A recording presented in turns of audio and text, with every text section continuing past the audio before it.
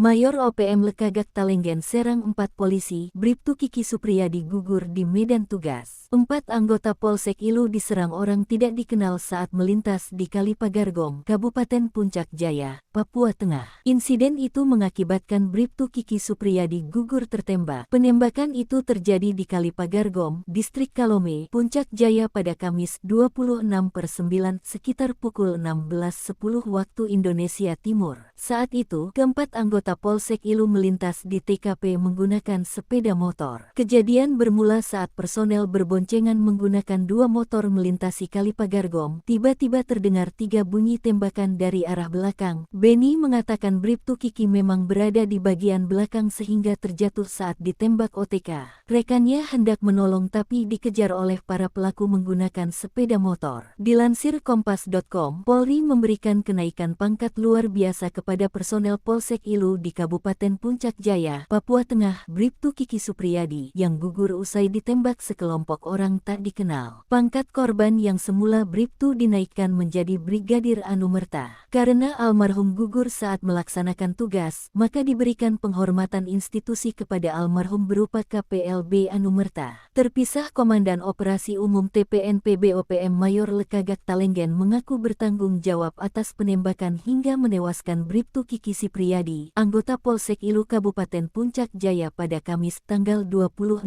September tahun 2024. Hal itu disampaikan Sebi Sambom selaku Jubir TPNPB OPM melalui siaran pers Jumat tanggal 27 September tahun 2024. Menurut Sebi, manajemen Markas Pusat Komnas TPNPB telah menerima laporan resmi pada hari Kamis tanggal 26 September tahun 2024 pukul 21 waktu Indonesia Timur bahwa Lekagak Talenggen bersama pimpinan Kodam Yambi Joni Penumbi telah menembak militer Indonesia di Puncak Jaya hingga tewas.